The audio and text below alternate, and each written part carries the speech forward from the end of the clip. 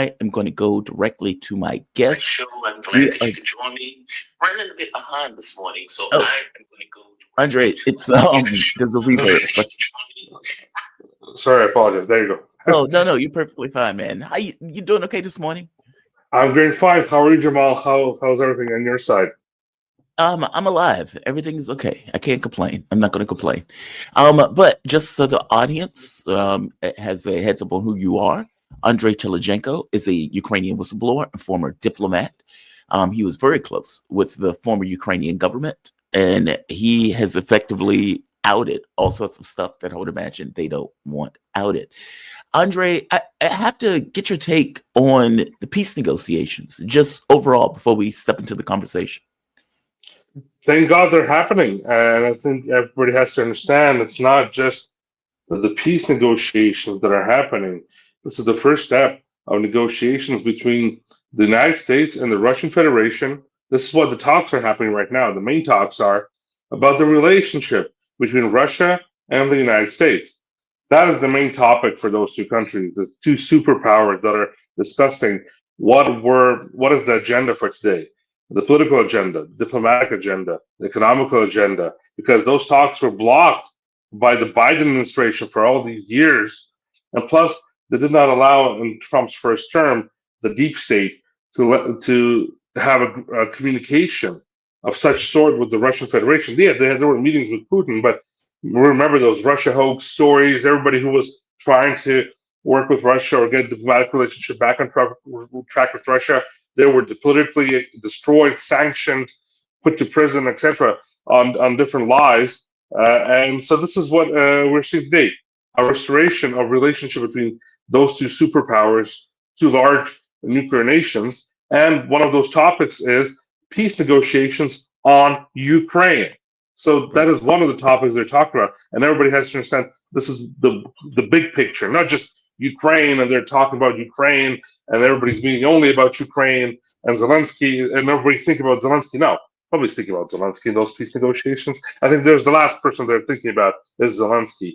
They're thinking about how to get things done and not to lead to World War III, which I am glad that this is happening. I applaud those two nations, those two leaders of countries, Putin, Trump, that they got on the phone together, and hopefully they're going to meet soon and discuss this whole thing face to face and in person, and then we can get things done.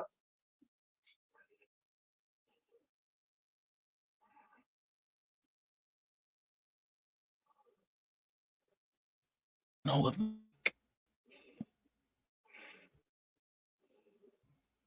there we are. The mic was the mute button just wouldn't come off. I'm sorry. No, I agree with you, man. You have my full agreement on this. I don't like the fact that we're at odds. I don't like the fact that all of these people are being killed. From my point of view, it's a catastrophe. I want the catastrophe to end and be over with. What do you take? Well, how do you respond to people screaming now who are coming out of the West? It is fascinating to me that, like, if people talk about war, usually they talk about it as a negative, saying, okay, this is bad. This is not something we want to do. That's not the way they act, though, when it's in real terms. And you get a president saying, I'm going to end it. And they're like, oh my God, I can't believe he's trying to end the war. It's like, what do you mean? Oh my God, he's trying to end it. That's a good thing. And they are screaming, oh my God, this is betrayal.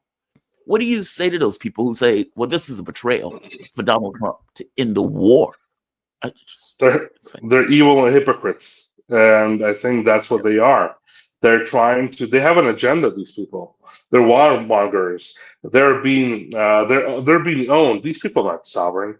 These politicians are not sovereign. We see all these European leaders, American senators and congressmen, the Democratic Party screaming their heads off that, oh, how this is happening. Uh, they are the ones who have their blood on their hands for this war. They're the ones who led my country into this war by getting Zelensky involved and Zelensky getting them involved into this and basically saying we're going to topple the government in Russia, which they failed to, thank God, because then we would have a total world destruction. And this is what we have today. These people are showing their face. I think this is good. We're going to see who is who now.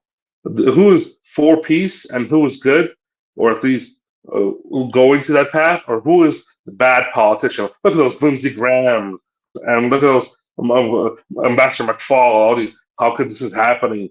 You are warmongers. You're evil. You brought this war. You didn't stop it. You wanted this war to end on the so-called Ukrainian terms.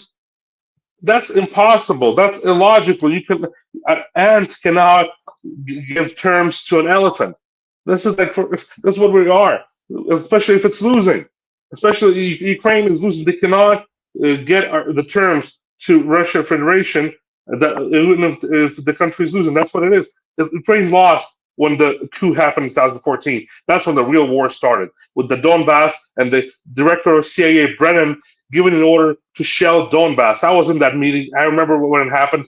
I remember when Turchino took that order and started the anti-terrorist operation in Donbass, shelling his own people with mortars and aircrafts.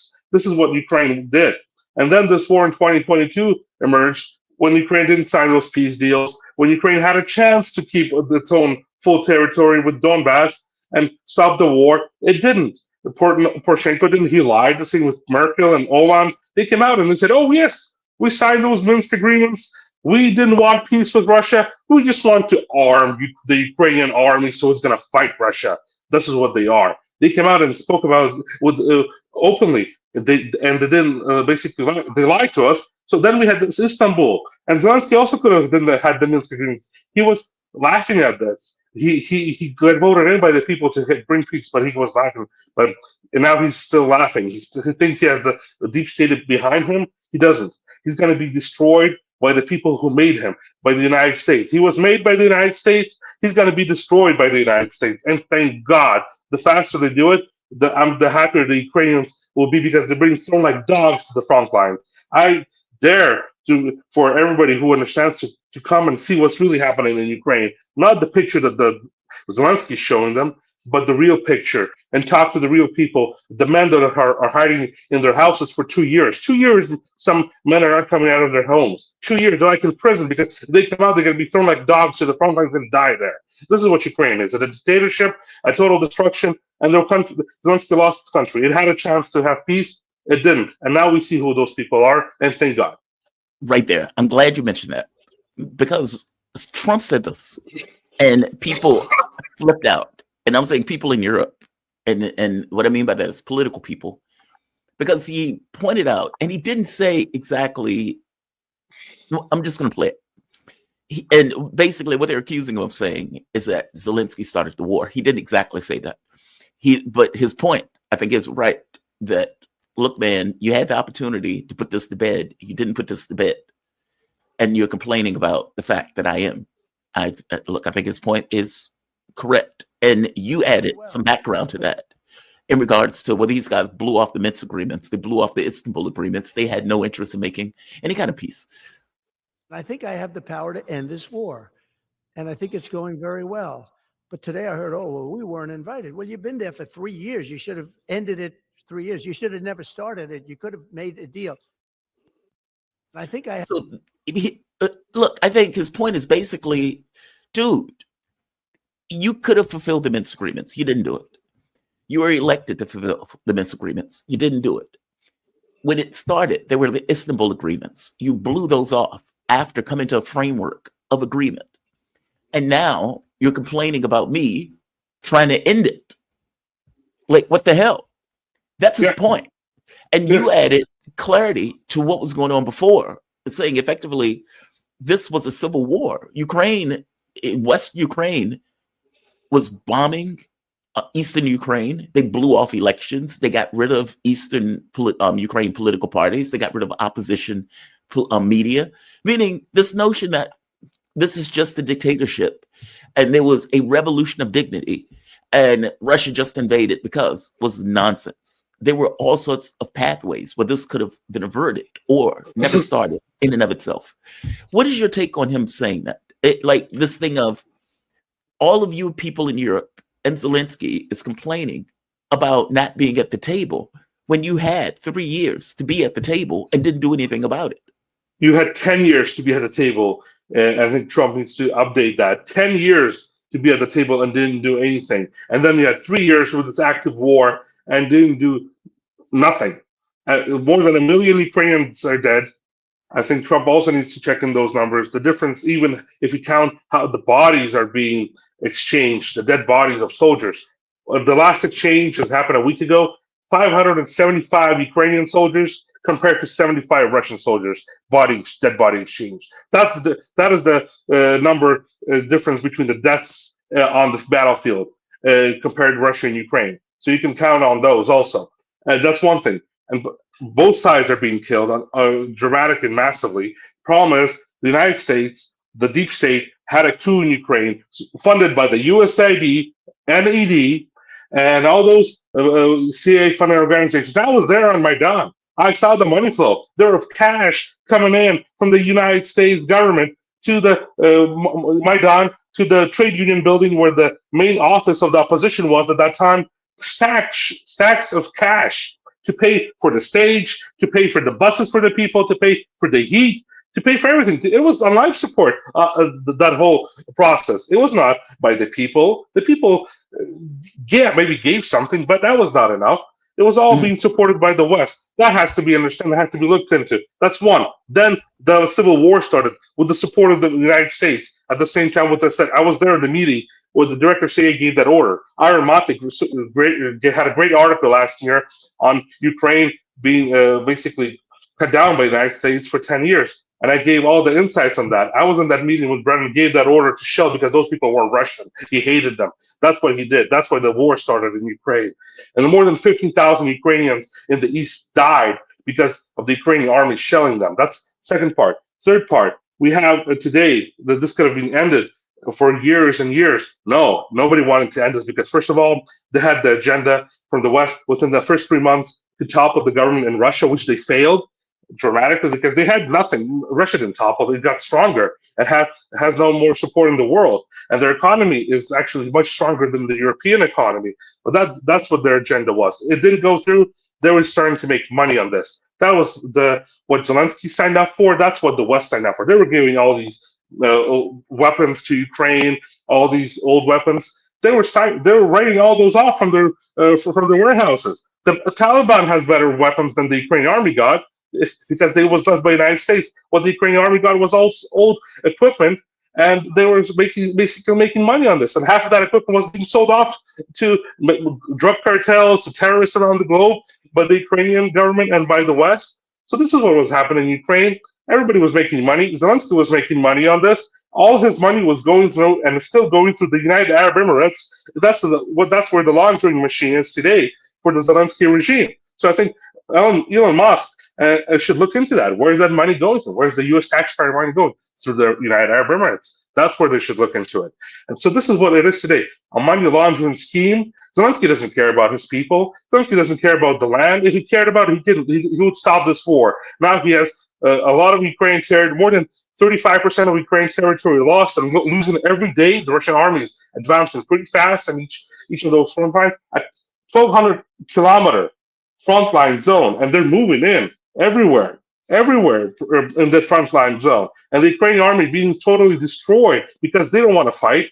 All those men who were sent to the front lines and thrown in like dogs or prisoners there, they don't want to fight because they understand they're going to die. They have no ability to do that. The army that was prepared to fight for the last 10 years got destroyed within a year and a half by the Russian army. So Ukraine has nothing to fight with. Zelensky has no country left, but he's still holding on to his seat because he's a dictator who's making money on this war together with his rivals or together with his allies in the West, in Europe, London, France, Germany, the Baltics. They're making money on this. So is Lindsey Graham making money on this. Well, ask Lindsey Graham how much money did he get from Pinchuk and Zelensky for coming in, supporting him at the Munich Peace Conference, Security Conference. More than $500,000. That's the price for Lindsey Graham's words. And those are the same people who are trying to get Ukraine into war again. So this is Trump is doing everything right. I think he needs to look into the numbers more in depth, how much deaths there are on the Ukrainian side, looking in depth how much what Ukraine can give to the United States, because we see that Ukraine cannot give anything to the United States back because everything is stolen. And he should look into who really is behind this war and name those people like Lindsey Graham and everybody else who are trying to continue to fight this war with Russia and bring everybody to World War III. There are two things that I want to hit. One is Trump's speech here, because he points into this notion of a dictatorship. And people are like, oh my God, I can't believe they're calling Zelensky a dictator. Again, the man has gotten rid of elections. He is, his last election was in 2024. He is well beyond his presidential mandate. 2019, his last election was. Thank you. So he was supposed to have an election in 2024. He blew that off. He has now declared martial law and is saying, well, the Russians want me to have an election, so that is enough of a reason for me not to have an election. Also, again, eliminating political parties, eliminating media opposition to you are not things that a democracy do. Those are things that a dictator do. So when Trump points this out, and I want to get your take on it. He refuses to have elections, is low in the real Ukrainian polls. I mean, how can you be high with every city is being demolished? It's hard to be high. Somebody said, oh, no, his polls are good. Give me a break. Every city is being demolished. They look like a demolition site, every single one of them. And the only thing he was really good at was playing Joe Biden like a fiddle. He played him like a fiddle. That's an expression we use, Yasser, to say that he's pretty easy, pretty easy. A dictator without elections. Zelensky better move fast or he's not going to have a country left. Got to move fast because that war is going in the wrong direction. In the meantime, we're successfully negotiating an end to the war with Russia, something I'll admit that only Trump is going to be able to do in the Trump administration. We're going to be able to do it. I think Putin even admitted that. He refuses to have elections, is low in the real Ukrainian. How, if elections were held today in Ukraine, I mean, at one point Trump said Zelensky had 4% approval rating, I believe. I don't believe it's that low. Fair enough. I mean, he's clearly mocking him. You say it is? Okay, right here. Here's the piece where he points out, he says, yeah, the guy has 4% in the race. Where we haven't had elections in Ukraine, where we have more. We're hearing that Russia wants to force Ukraine to hold new elections in order to sign any kind of a peace deal. Is that something that U.S. would ever support? Well, we have a situation where we haven't had elections in Ukraine, where we have martial law, essentially martial law in Ukraine, where the leader in Ukraine, I mean, I hate to say it, but he's down at 4% approval rating, and where a country has been blown to smithereens. You got most of the cities are laying on their sides. The buildings are collapsed. It looks like a massive demolition site. The whole, I mean, so many of the cities. I mean, they haven't done it in Kiev because I guess too many rockets in there. They've done it 20%, but they haven't done it 100%. If they wanted to do it 100%, it would probably happen very quickly. But you have cities that are absolutely decimated. And yeah, I would say that, you know, when they want a seat at the table, you could say the people have to, wouldn't the people have? He is obviously right that the country needs elections. Like the last Gallup poll that was taken pointed out that the overwhelming majority of the country wants to end the war, even if that means territorial losses. They were like, just make the war stop. Zelensky has been described by even Western media as messianic, as delusional, as a hindrance to getting the war to stop. He is putting into the Constitution, or has put into the Constitution, that Ukraine cannot negotiate. But he is interpreting it as he himself can negotiate, something that clearly Trump and Russia do not want him to be a part of. Russia is effectively saying, you're not even the leader of the country, so you can't even sign the agreement without an election to verify that the public chooses you. Trump seems to know this. If elections were held today, would Zelensky win? I know, and you preempted by effectively saying, yes, he's that bad, or he's that lowly regarded in Ukraine. Last year, I think even on your show, we spoke on how Zelensky's rating was. And I said last year was south 7%. Nobody believed me at that time. Now today, the president of the United States says 4%. I think it is, and it's maybe lower. You put a broom on this election, an election ballot against Zelensky, the broom is going to win. That's how bad it is. I'm serious. He has the support of propaganda. He has the support of some radicals, but even they understand that it's all done. He's there He is holding on to his seat because he understands as soon as he loses, or as soon as peace comes to Ukraine, he's going to die politically or physically by Mhm. his owners and the globalists, or the radicals in Ukraine that are going to hang him because for what he did. He totally is an incompetent president. He is an illegal president by the terms, and Russia is right because they say, look, if we bring him to the table, first of all, he made a law by the National Security Council of Ukraine, and he signed that into law himself that he cannot negotiate. He put it into a law that he cannot negotiate with Putin and Russia. So he himself blocked himself from doing this on purpose. And that's one thing. Second of all, if he does come to the table at one point and signs any documents, what legitimacy would he have to say that some people would come into Ukraine and say he is not legitimate to sign those documents? We're going to continue this war. So this is what we're talking about: having elections. First of all, elections with who? There's no opposition. The problem is that in Ukraine there is no opposition in Ukraine. It was all killed, or people had to flee. I had to flee from Ukraine not because of the war with Russia, but because of the Kiev regime who went after me. They wanted to kill me. They were on TV talking about how they're going to shoot me down. Three of my friends got shot because of all this. Because they were just talking about peace, not because of Russia or the United States. They were talking about peace negotiations. I was put on the Mirotvorets kill list. I was put under sanctions by the Zelensky regime, which Ukrainian citizens they cannot sanction me, but they did because they hate people like me. So there's no opposition. Anybody who was in Ukraine is fully coordinated, or some people even who fled, like Arestovich. He's fully coordinated by the deep state. Arestowich is owned by Novichkin. Novichkin is the puppet of Newland.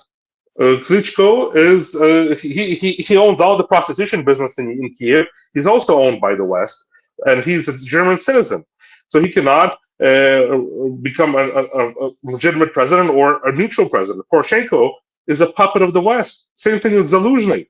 Anybody, Timoshenko, anybody who comes out within this political agenda of Ukraine, they're not legitimately neutral, or not the people who Ukrainians want to stop this war. They're going to continue the agenda of the deep state, which is to undermine Trump, because they're owned by the deep state.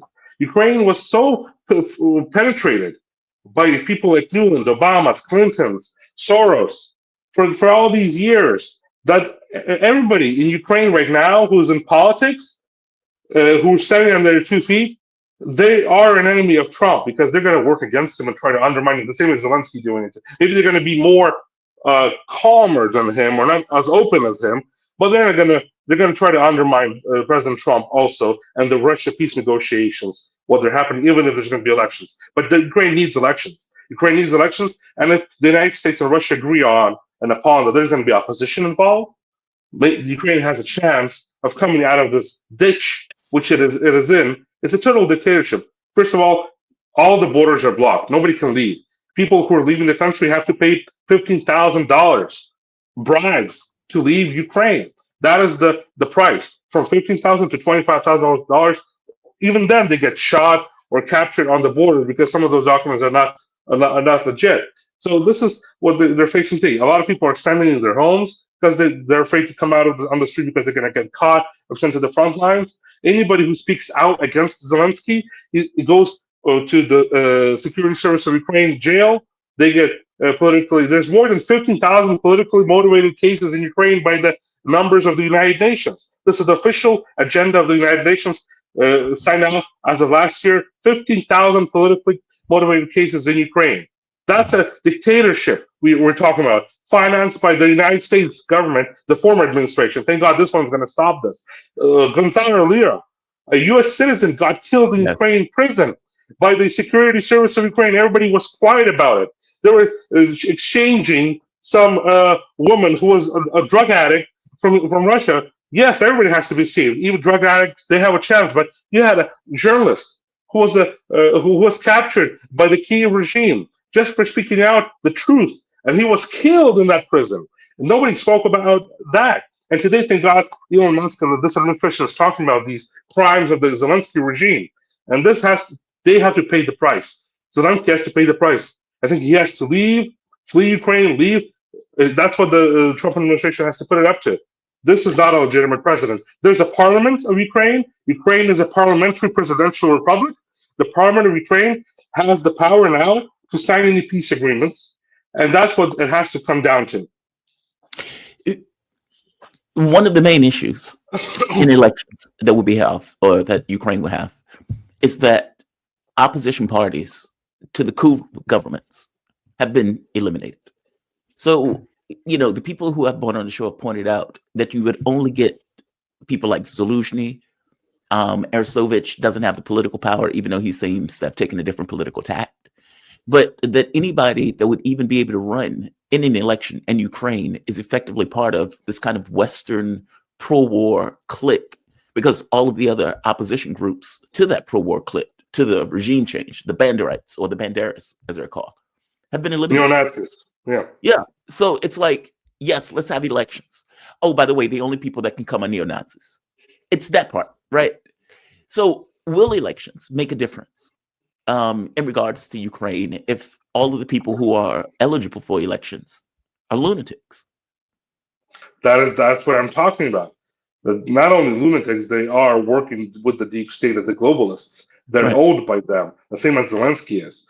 And we have to take into the fact with these elections, there's more than 1.3 million Ukrainians who fled to Russia. What a coincidence, or what a shock to everybody that Russia's waged war in Ukraine and 1.3 Ukrainians fled to Russia, not from eastern Ukraine, but from all over Ukraine. Yeah. And will they have a possibility to vote on this election? Probably not.